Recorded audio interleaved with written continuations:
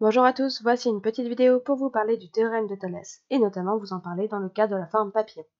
Tout d'abord, rappelons un petit peu ce théorème. Ce théorème nous dit que si on a deux droites séquentes en un point, et que ces deux droites sont aussi coupées par deux droites parallèles, alors nous allons avoir une égalité de longueur.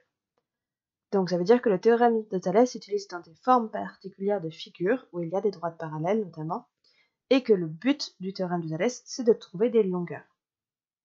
Le cas de la forme papillon, c'est celui que vous voyez dessiné en dessous.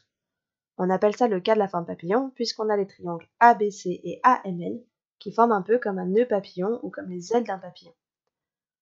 On a bien les conditions du théorème de Thalès puisqu'on a les droites T' et D qui sont bien séquentes en un point, ici le point A, et on a deux droites BC et MN qui les coupent et qui sont parallèles.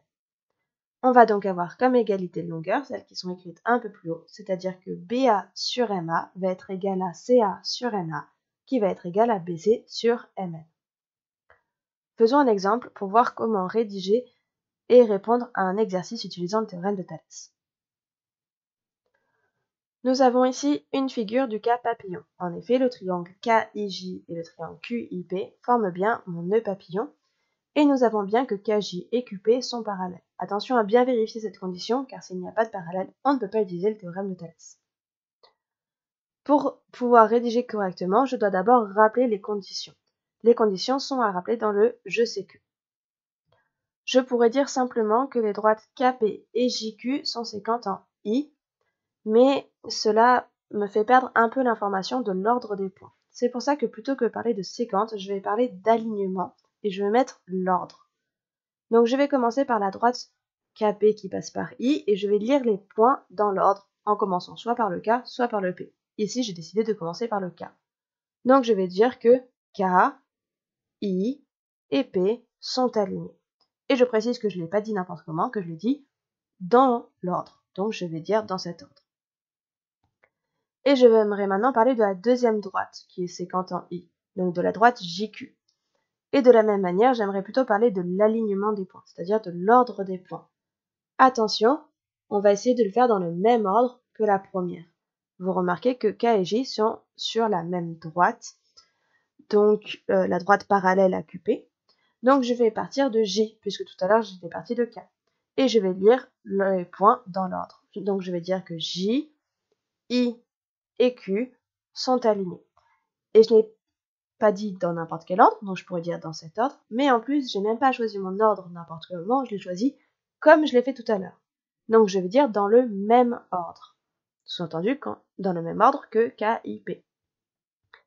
Et je vous ai dit qu'il y avait une troisième information qui est très importante qu'il ne fallait pas oublier, le fait que KJ et QP sont parallèles. Donc c'est le troisième point à dire dans je sais que.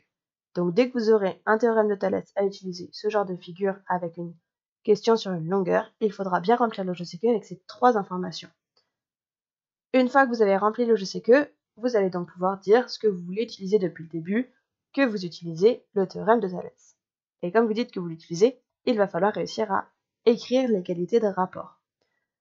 Cette égalité de rapport va s'écrire dans le je conclus. Et pour l'écrire correctement, on va repérer nos deux triangles. On va commencer par en repérer un, celui qu'on veut, QIP ou KIJ. Ici, j'ai choisi de commencer par QIP. Et je vais mettre chacun des côtés de ce triangle en haut des rapports. Donc je vais mettre par exemple QI en premier, PI en deuxième et QP en troisième. J'ai le droit à ce moment-là de mettre chacun des côtés dans l'ordre que je veux. J'aurais pu mettre QI en dernier ou PI en premier. Mais il faut surtout que tous les côtés soient écrits tous en haut des rapports. Et une fois que j'ai tout écrit en haut, je vais du coup essayer de compléter le bas des rapports. Pour cela, je vais utiliser le deuxième triangle, le triangle KIJ. Et c'est là qu'il va falloir faire un petit peu attention au sens dans lequel je mets les côtés. Je remarque que QI, dans mon triangle vert, est aligné avec JI dans le triangle rouge. Cela signifie que le côté JI va aller en dessous de QI dans mes rapports. Donc, j'écris JI en dessous de QI. PI, lui, est aligné avec KI. Donc, en dessous de PI, je vais mettre KI. Et enfin, QP est parallèle à KJ. Donc, QP va être au-dessus de KJ dans les rapports. Une fois que j'ai réussi à écrire les rapports correctement, je vais pouvoir les remplacer par les longueurs.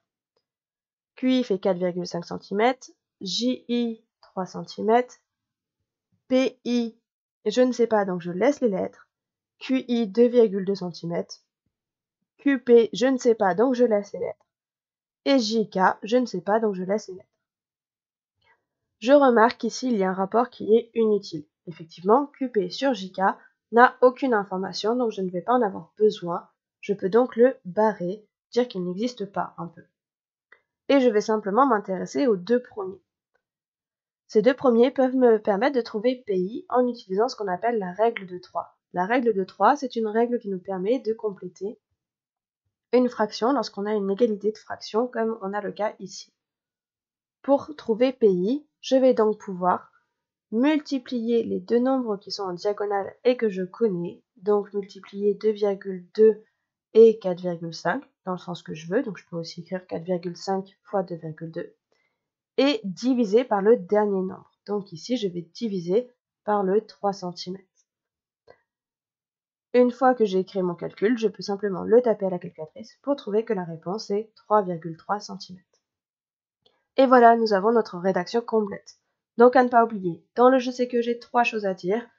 La première, l'ordre des points sur la première droite séquente. Ensuite, l'ordre des points sur la deuxième droite séquente en faisant attention à faire le même ordre. Et la troisième, que mes deux droites sont parallèles. Ensuite, je dis que j'utilise le théorème de Thalès. Et enfin, je conclus avec l'égalité de rapports que je complète et une règle de 3 pour trouver la mesure qu'il me manque.